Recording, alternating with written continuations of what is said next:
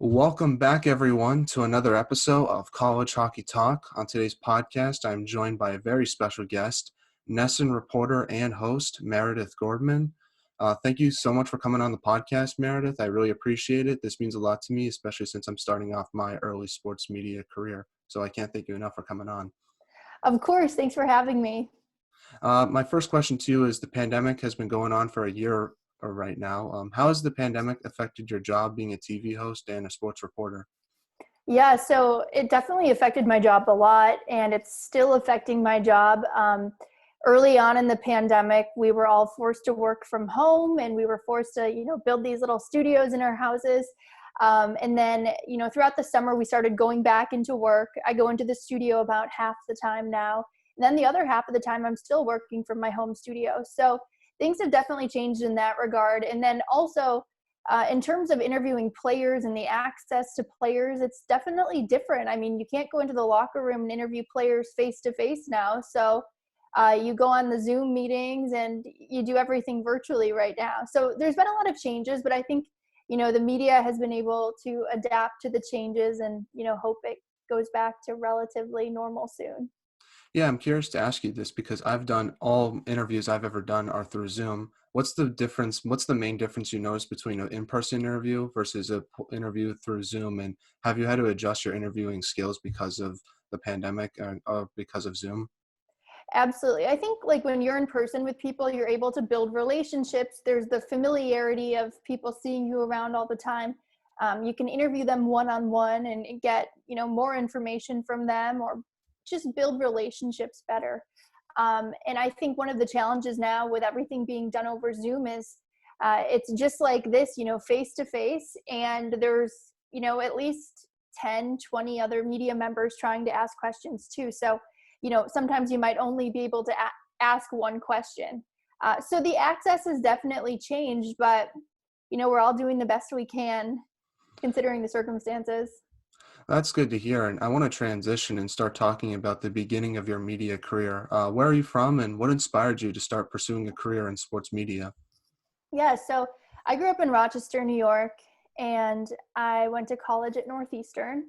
I would say that a lot of things kind of influenced me along the way. I always loved telling stories. I knew I wanted to be a journalist, and I liked sports. I wasn't sure if I wanted to go directly down the news route or go down the sports route, but I ended up getting to Northeastern, and one of my first opportunities in sports was working the World Series in 2013. So I got there. I was working just as a media assistant for the Red Sox, and it kind of almost just started a domino effect of my, subsequent experience in the field. I ended up really enjoying working the World Series. The Red Sox ended up winning. It was such a cool opportunity. And then that led to an internship in a sports department at a news station in Boston. And then, it just kind of became, like I said, a domino effect. You meet one person and then someone knows someone else and you grow your network. And I ended up just falling in love with sports reporting. Yeah, and was there any particular sideline reporter or broadcaster that you look up to and still look up to today and try to take away from? There's so many. There's so many very, very talented people in this field. I think about back when I was starting out. One person who really helped me was Jamie Erdahl. She was at NESN, and I was an intern, and I was going to the Bruins morning skates. And Jamie was always helping me out, and now she's just absolutely crushing it. And I just will always remember how she helped me when I was young and starting out. And there's so many others. I really look up to Tracy Wolfson, Michelle Tafoya, Andrea Kramer. There's so many really influential, especially women in this business that you can follow in their footsteps. Yeah, that's definitely true. One person I look up to is Gary Streisky. He used to work for NESN, and I love him so much just because he shows his personality through the screen, but he also tells the story and he reports the game really well, and that's someone I look up to, and I think he does a fantastic job. Oh, I love Gary. I used to work with him too. Now, growing up, what was your favorite sport to watch, and what's your favorite sport to cover the most today? Yeah, so I would say that the NFL has always been my favorite sport to watch. And I think it's also my favorite sport to cover. For me, there's just nothing like the excitement of being on the sideline during a football game, watching the action, the energy with the fans in the stands. Um, I just really fell in love with the game of football, but I love the energy of really any sporting event. I've covered hockey, baseball, basketball. I've covered arena football. I mean, every sport has its own energy, and it's so fun. Um, it's just such a great atmosphere, and so you can't really go wrong with anything. Yeah, growing up in Rochester, were you a Bills fan growing up? I definitely grew up in a Bills loving family, which could be tough at times, just considering they never got to win a Super Bowl when I was growing up. But yeah, my family still loves the Buffalo Bills. Yeah, and you were talking about how you went to Northeastern. What made you want to go to that school and pursue a media career there? Yeah, I knew I really wanted to go to school in a big city, and I loved Boston. I looked at Northeastern when I visited Boston before I ended up applying there. And I just loved, the feeling of being in a big city, but also just knowing that there'd be a lot of opportunities for me, in journalism. There's so many news stations. It was a change of pace, from what I was used to in Western New York. And so I took the leap of faith. And when I got into Northeastern, I ended up coming out here and I loved it. Yeah, and since this is a college hockey podcast, I have to ask, Northeastern hockey is obviously really big. Have you ever gone to a Northeastern hockey game when you were a student or a beanpot, and what were those experiences like for you? Oh yeah, I've been to so many, and I went to a few bean pots. It was great. Northeastern has such a great hockey program, and everybody goes down to Matthews Arena to watch the games, and it's such an old historic arena. It's really a really cool place to watch the games. It was great. Northeastern doesn't have a football team, and that's such a big sport. College football in the Northeast and in the USA really is just such a big sport that college kids usually go to. But since Northeastern didn't have a football team, it was like everybody went to the hockey games, and it was awesome. It was really fun, and it was such a fun event to do after classes on like a Friday night. You go with some friends.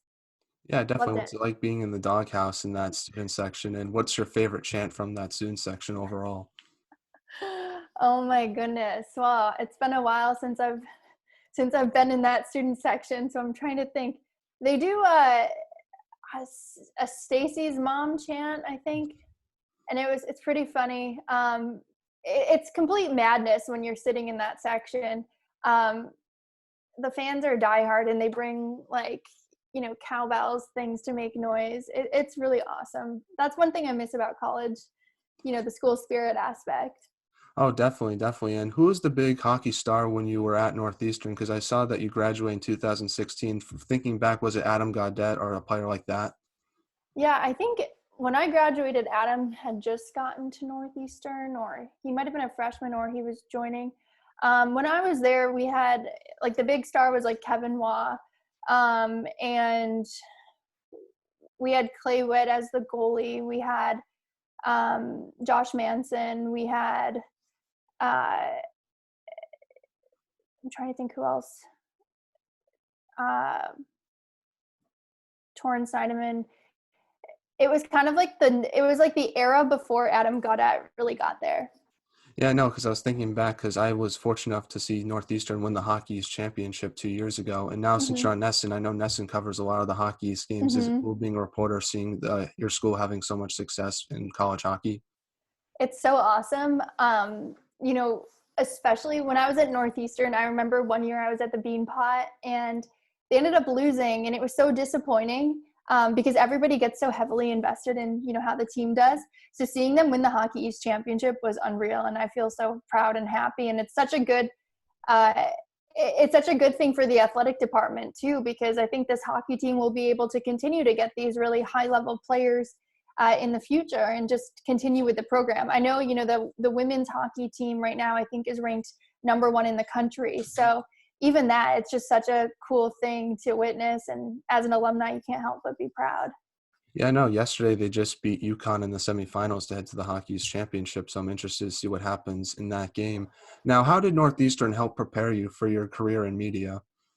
Yeah, so one thing about Northeastern that makes it different than a lot of schools is they have a co-op program. So rather than a typical internship, which I also did when I was in school, we have 6-month-long programs where you essentially go out into the field and you work full-time, really as an intern, but it's called a co-op.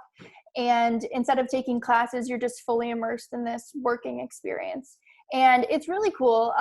It's great hands-on experience. And, you kind of get thrown into things and you can quickly figure out if what you're working on is what you want to end up pursuing down the line. For me, one of my co-ops was at CBS Sports in New York City. So I lived in New York City it ended up being about 8 months when I was in college. And I was working at the broadcast center right in Manhattan, and it was awesome. But it's just, a big block of experience. You almost forget what it's like to be in classes, and then you come back to Boston and have to finish your classes, and you're like, whoa, it's a transition. It's cool. Yeah, definitely. And New York is obviously a heavily sports market. Same with Boston. What's the differences you notice between the two sports markets? Yeah, I mean, I think both places have really diehard fans. I think Boston sports fans have been more privileged in terms of wins. So some people might call them spoiled. It's been such a pleasure being able to cover the teams up here because, uh, when I was in college, they won a World Series. The Patriots were doing well and winning. And then, I got on with the Patriots and was their reporter for a couple of years. And I got to go to 3 straight Super Bowls and they won 2 of them. So it was just kind of, I think it was the winning in Boston that separates, the city from New York. But I still think New York fans will stand by their teams no matter how good or bad they are.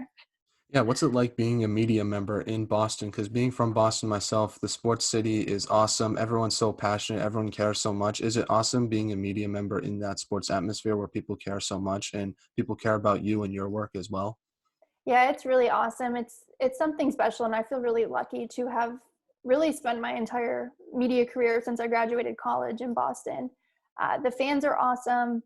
The other media members are really awesome. There's so many of us, and I mean, I have so many great colleagues and friends in this industry who live in Boston that one of the biggest things I'm looking forward to post COVID and, hopefully when things go back to normal is being at the games and being able to see some of my peers because um, they make work fun.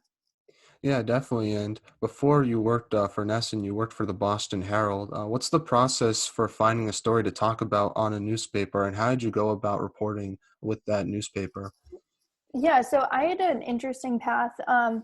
When I graduated, I applied for a lot of on-air jobs at local TV stations, and I had done a paper in college, a story on the Boston Herald. So I had kind of, made a few contacts there. And so when I was close to graduating, I reached out to a few people, and I said, hey, if there's any opportunities, let me know. I really just want to get my foot in the door somewhere. I said, my goal is to be on camera one day. I want to be an on-camera reporter, but I'll do whatever it takes. So if you want me to write stories, anything, just please, I just need an opportunity.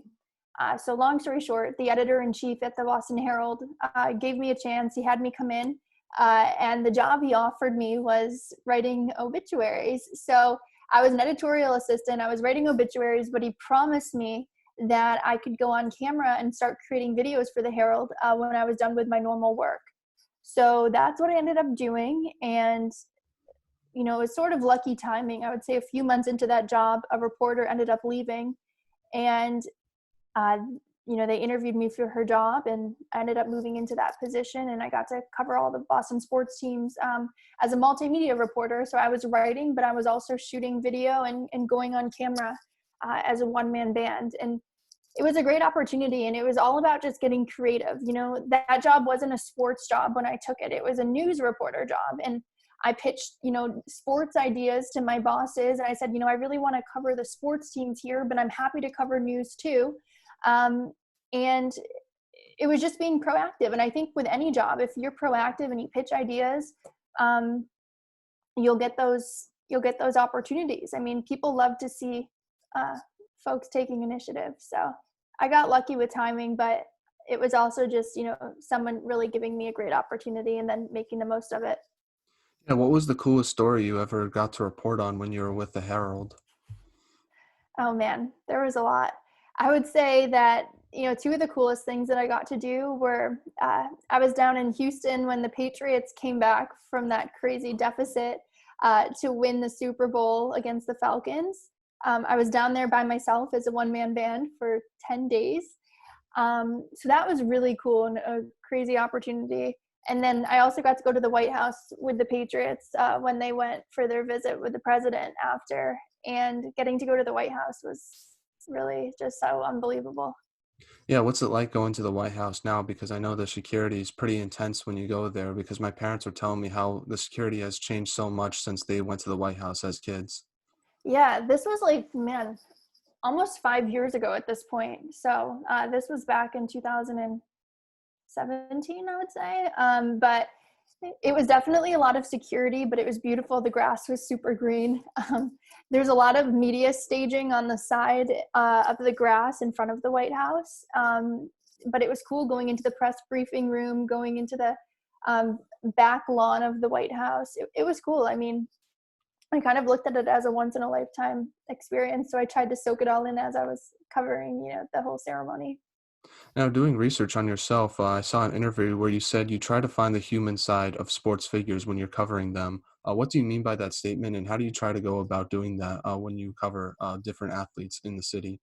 Yeah, I mean, I love feature stories because I love being able to showcase the human side of athletes. I think as sports fans, we love to find ways to connect with athletes. And, you know, if you find a good story or you find a good um, something in common with an athlete, you just find something relatable about them. It almost not only makes you more loyal of a fan to them, but you feel more connected to a team. So I think that as a media member, we all have a job to tell stories, and some of the athletes have the most incredible stories. You just have to dig around to find them. So aside from reporting the hard sports news that I do, pretty much every day, I love telling, the behind the sports, off the ice, off the field stories, that all the players have. Yeah, who had the coolest human side story that you ever got to report on? Because I know watching some of your work, the McCourty twins do a lot in the New England community when they're not playing football. Is that a good example? Oh yeah, the McCourty twins are an excellent example. They do so much in the community, and they really use their platform to make a difference in the causes that they believe in. It's really admirable. I would say, there's almost too many to count, because when I was the Patriots reporter, uh, I would say almost every week I was being sent out to cover community events and go to community events and give back to the community with players. And it was just touching. One of my favorite things that the Patriots do every year is they host a Halloween party for pediatric cancer patients, and the players dress up in costumes and they come down and they hang out with the kids, and there's food and games, and it's just puts things in perspective. You see how much of a difference these players can make in terms of getting a smile on these children's faces, and that's just one of many opportunities that I had to give back while I was with the Patriots, and I'll never forget it. Yeah, and doing production, you were talking about that. What's the coolest thing? What was the best thing you got to do when you were working behind the scenes? And did you learn anything learning working behind the scenes that have helped you now when you're working on camera? Oh yeah, I think it helps so much when you're in front of the camera, if you know what goes on behind the scenes. And I spent pretty much, my entire time in college learning the behind the scenes. But when I was, I think in my junior year of college, I was going down south every weekend to cover SEC football games for CBS. And I was, really doing I was the bare bones bottom of the totem pole there, taking the trash out, sitting in the production trucks during games, answering the phones when the team's PR departments called and had injury reports. Or I was on the sideline with the sideline reporter as their assistant, helping them. And getting to see the lay of the land and sitting in the production truck, watching the producers and the directors run the game.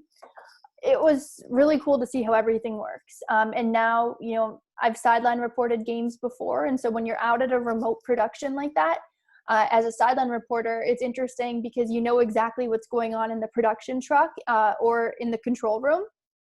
So you have a better idea of how the show is run.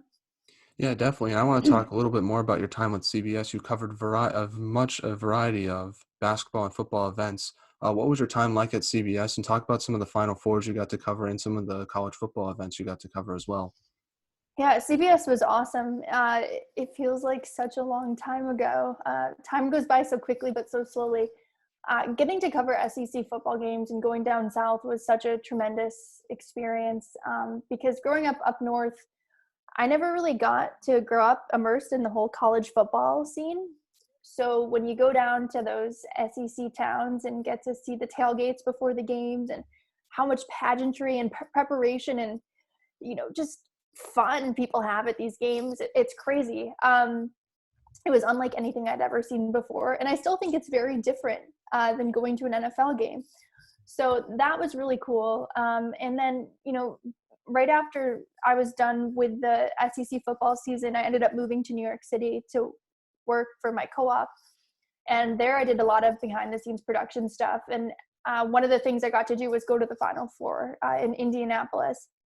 And even there, I was helping log things, find game footage from different games during March Madness that year. It was a lot of work, but it was so cool to be in that atmosphere. And just the way March Madness is with the Final Four and how those games are run, it's really cool to kind of have everything all in one building. Yeah, I'm curious how March Madness works because there's so many games that go on, especially for the first two rounds. How does the TV setup work when it goes to halftime, when there's another game about to go to halftime as well? Because it seems like when you watch it from TV, you see it go to halftime, they have their normal debate on the sports table. But what if another game goes to halftime? How do they set that all up? I'm really curious about that. Yeah, that's something I'm not totally sure how they do it. It's interesting. I think there's so many different production trucks at all these different locations where these games are being played in the early rounds. And I think they time things out, with tip off and everything, but it is really interesting. There's a whole science around how they run March Madness. And I think it takes a lot of preparation. That was one thing I really noticed when I was at CBS was the people who work in production there and at Turner and the other networks that also were broadcasting games for March Madness during that time. They put so much effort into the preparation and planning and content for these games that, they're just prepared for anything and in any situation that could come up like that one. Yeah, and how do you go about preparing for a broadcast, especially when it's March Madness, when there's so many teams that are playing? What's your preparation process like? Yeah, my preparation process, it is always the same. I like to be over prepared rather than under prepared. I think when you're over prepared, you'll be okay for whatever's thrown at you, and you'll be more confident when you're reporting. I would say that it's different when you're sideline reporting. For football games, you have meetings during the week with coaches and players, and you gather information by asking them questions on the calls, or sometimes they're in-person meetings. So you write down a lot of information. You do research on the team, the opposing team, the players, any cool human interest stories. And I usually get that all down either on a poster board or in a notebook, and I look it over and I have note cards on it. So I feel fully prepared ahead of the game. I'd say when I go into studio every day, one thing I always do all day long is I read the news constantly. And I think anyone wanting to get in this industry should read the news as much as they possibly can. When I get into the building every day, I do more research. I find the stories I want for the day. I run them by my producer. We write them, and as stories come on, more stories break throughout the day. We continue to find them and write our own scripts on them. I just think reading and staying up to speed with everything is so important, and that really goes alongside the preparation. I think when you're prepared, you'll never fail. So for example, like today, since the Bruins lost in a shootout last night, you talk about what happened during that game, but you also talk about other NHL rumors that could affect the Bruins in the future, like Jack Eichel could get traded from Buffalo. There's some rumors going around with that. Is that something like that? Is that a good way, is that how you try to prepare for a game? or for like a news broadcast with NESN? Yeah, I would say that those kind of rumors sometimes are addressed in like the pre and post game shows. They're not so much addressed during the broadcast as much. But after a game, we have sponsored elements. So basically what we have to do is every day after a Bruins game is over, or on the same day, if it's a day game, we have to do something for one of our sponsors, and we got to get it out, almost immediately after the game. And it's like a recap of what went on with the Bruins, like the 5 biggest things that happened during the game. So I would say sometimes, for me in particular, I generally stick with the facts of the game, the recaps, the highlights. But sometimes we do go into like the rumor territory and, speculation. And that stuff is always fun too, because, you never know what's going to happen. Yeah, definitely. And what's the difference between covering college football versus professional football? And talk about the college football atmosphere, because I talked to someone from Georgia and they said the Georgia Bulldogs are so much bigger than the Atlanta Falcons. And like it seems hard to fathom because here in New England, the Patriots are like the biggest football team in New England, obviously. Yeah, I mean, it is hard to fathom. I just from my brief season that I spent covering the SEC, I just was astonished by the number of people tailgating, the number of people just showing so much school spirit for these schools. And I think in certain areas down south, there's not like one football team that everybody's obsessed with, like it is up in the Northeast, where we don't really have a lot of schools that have huge college football programs. So it's just very different. And some of the stadiums are just so huge. The college kids are just absolutely crazy about the games. Whereas up here, it's interesting. I think living in Boston, there's people who aren't Patriots fans are very few and far between in this New England area. So it's just different. It's hard to explain, but I think that it's bigger down south because the fans may not have an allegiance to an NFL team just based on where they live, but they'll all, collectively root for whatever, team they love in Yeah, a college definitely. realm. Yeah, definitely. And I want to talk to you about working for the Patriots. How did you get the opportunity to work with the Patriots, and what was the process like for working for them? Yeah, so the process working for them was essentially I was covering the team for the Boston Herald for a full season. And I was always, since I was shooting everything myself, I was always the last person to leave the press box after games or after practice. I was always just working away. And then I remember the job opened up and I applied for it online. But since I had been in the building, many times just covering games and practices and whatnot, I'd met people that, worked within the organization. So I also reached out to them when the job opened up. And I think, using your network also helps and works in your favor because you have people that can vouch for your work ethic and they can say, so-and-so is a hard worker and I think they'd be great for the job. They have the familiarity with the team or the area. So I interviewed for the job. It was like a couple rounds of interviews and I was fortunate enough to get it. And working for a team is a really cool experience. It's definitely different than working for the outside media in the sense that, you're in the team facility every day. I worked at Gillette Stadium every day. And I traveled with the team on the plane rather than, separately. I was in the locker room every day. It's just, you're covering one sport all the time. So you really, really, really become such an expert on that particular team. You're in the locker room talking to guys every day. You're building relationships. It's great. I would say that there's certain subjects when you're working for a team that might be a little bit untouchable because, you are the voice for a team. So if something really negative happens, you might not report on that the same way that the outside media will because you are employed by the team, if that makes sense. So there are some differences, but it's a great experience and it's a really good way to build relationships with people. Another question I have to ask you is you obviously got the opportunity to interview Bill Belichick. He's sometimes not that friendly with the media. What's it like trying to interview him, and how do you try to get answers from him since he's kind of blunt most of the time?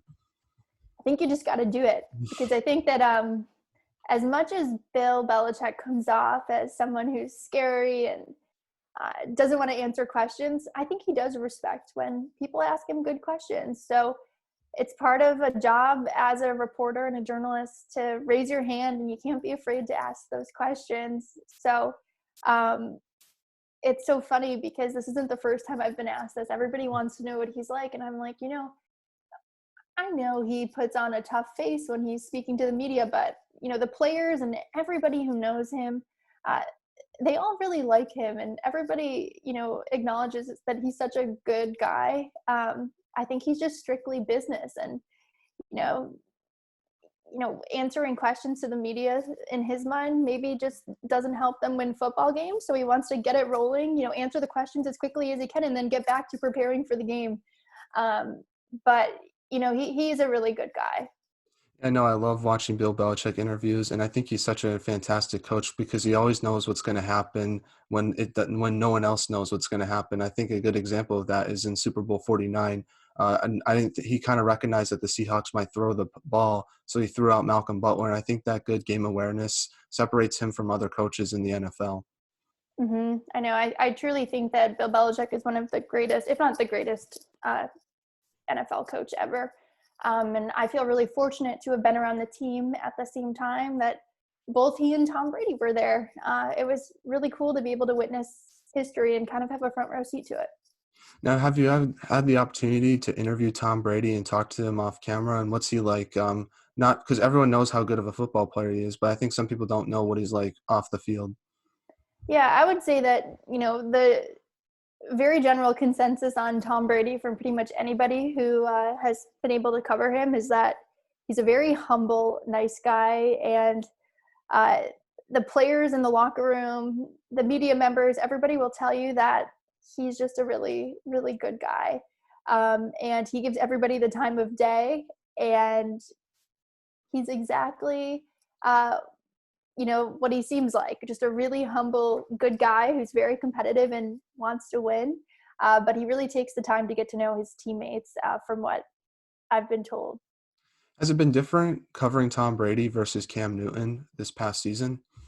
No, they're very different people, and they had very different ways of, doing interviews and, you know, leading their teams. I would say that it was also very different because when I was covering Tom Brady with the Patriots, everything was done in person at press conferences at Gillette Stadium, whereas with Cam Newton, everything was done via Zoom. So I think a lot of media members didn't really get to develop the same relationship with Cam Newton as they would if it was face-to-face in the locker room or at a press conference.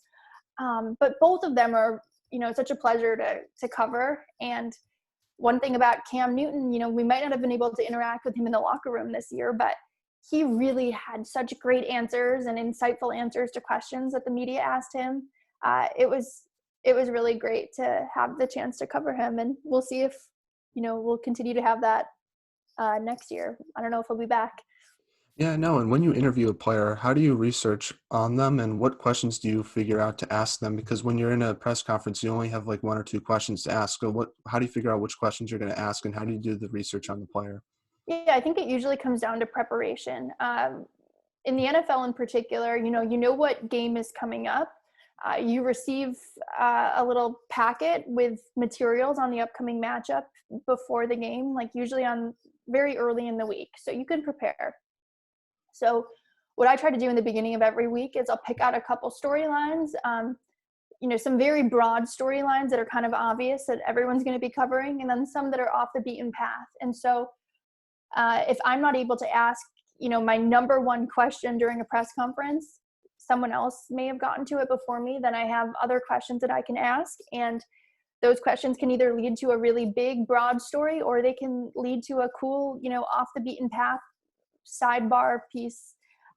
So I think that you just have to, it all comes down to preparation once again, and making sure that you're researching the matchup. And when you're covering the team on a consistent basis, you'll be familiar with the storylines every single week, because there is kind of like an slowly unfolding, storyline throughout a season. So you kind of already are aware of all the storylines going on. and then you just research to see some of the things that are, very important about the matchup. Now, when you're at a Bruins, Celtics, or Patriots game, what are some things you look out for, and what notes do you try to take during a game? Because I always see all the sideline reporters writing something in a notepad. What are some things you're looking out for when you're watching a game? Well, you're looking out for the stats. You're looking out for who's performing well, any significant interactions that you see on the sideline, just anything that could be of note when you're, going through highlights after the game or doing a recap. Um, one of the things about covering the games when you're at the arenas is they do come out with stat sheets after every period or quarter. So you're able to see how many points every player has. So you don't really have to calculate those on your own as much. But yeah, you're usually just writing down. During football games, I actually write down what happens on every single play on every drive, so that I can reference it when I am doing my recap or pulling highlights. I know exactly what happened, on every drive. Yeah, definitely. And you covered the Super Bowl with the Patriots when they won 28-3 or came back from a 28-3 Mm-hmm. deficit. What do you remember from covering that game, and what was your reaction when that comeback happened, and did you expect it to happen? Yeah, definitely didn't expect it to happen. I think that I was just as shocked as everybody else. I was very happy for the team. It was just such an epic comeback that it's hard not to be happy for them. But I was getting ready for, a press conference as if the Patriots had lost. So I was really just all set up, and then they came back to win. And I had to, grab all my gear, go into another press conference room, get everything set up, because it seemed very clear that the Patriots were about to win it. And it was a little stressful at the end of the game, trying to, change everything and rewrite your story and what you're going to say. But it was a very cool opportunity, and it really involved thinking on my feet. And I'm grateful for the chance to cover it. And when you're at those Super Bowls and college football games and Final Fours, you're obviously working so hard trying to get the story out. But do you ever take time to soak it all in and just realize how lucky you are being in that atmosphere? Totally. Totally. I think that's so important to do when you work in this field, because there's so many people that, would love to have that opportunity. And if you're lucky enough to be one of the people that have it, you've got to soak it in, because some of these memories, they'll stay with you forever. Now, what sporting event would you love to cover one day? You've worked in Super Bowls, Final Fours. Is there any sporting event you'd love to go to one day and be a journalist at? Yeah, I've been to a Stanley Cup game as a fan, but I haven't been as a reporter. I'd love to cover a Stanley Cup. Um, that would be super cool. The NBA Finals would be really cool to cover. We'll see. I mean, I'm keeping my fingers crossed that the Bruins will be in the Stanley Cup this year. We'll see. I hope they are too. Yeah, no, they're playing very well so far. Now, what's the difference between covering a hockey game versus another sport like football, and how do you go about that?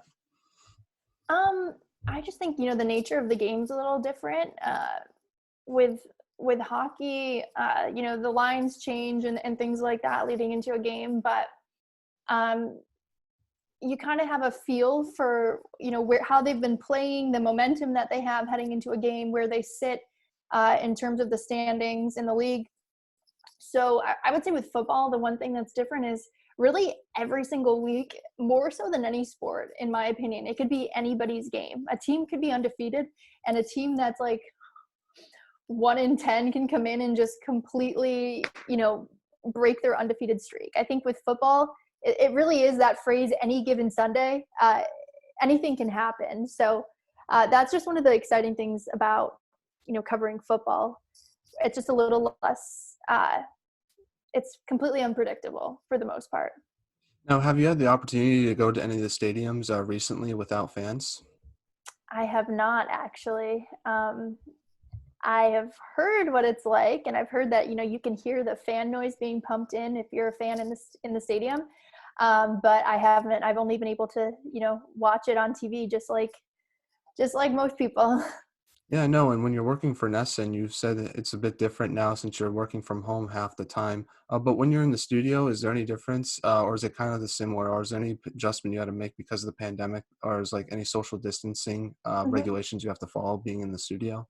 Yes, we have COVID regulations and COVID protocols that we have to follow when we go into the building. I go into the studio and I sit in there by myself during the day and don't really have much interaction with other people.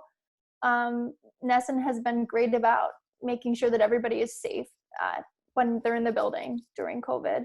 So I'm really grateful for that. But of course, it gets a little lonely not being able to have the full workplace experience that we were all used to having pre-COVID. Yeah, definitely. And when you're on TV, how do you deal with the nerves, especially since you're being broadcast in front of thousands of people, yet you don't see them? Because I can't imagine what that must feel like.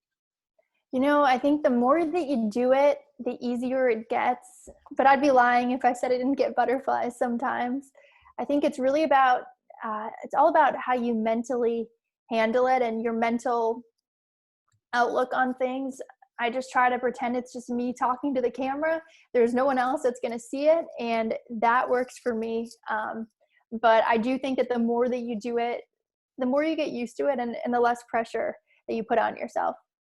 Now, one final question I want to ask you is what advice should you give someone like me who is trying to get into sports media? I would say to take every single opportunity that comes your way. I would say to work harder than everybody else. I would say to do your research. And I would say to never get discouraged, because you're going to get a lot of no's. But for every no you get, you're one step closer to getting your yes. And that opportunity that you get when you get your yes, you make the most of it. And sometimes you can turn an opportunity that doesn't look like a big opportunity into something. So never look at an opportunity as a bad opportunity, because it can always turn into something good. Well, I asked all the players that I have on this podcast this question, but is there any shout outs you'd like to give to any of your friends, family members, or media members that you haven't seen in a while? Man, I'll give a shout out to my family and to my friends and producers at NESN. And I'll give a shout out to you for having me on your podcast. Thanks so much. No problem. Thank you so much for coming on, Meredith. It really means a lot to me. I wish you all the success in your media career in the future. And like I said before, this really means a lot to me, and I hope I get to work with you one day. Likewise, yeah, I'll talk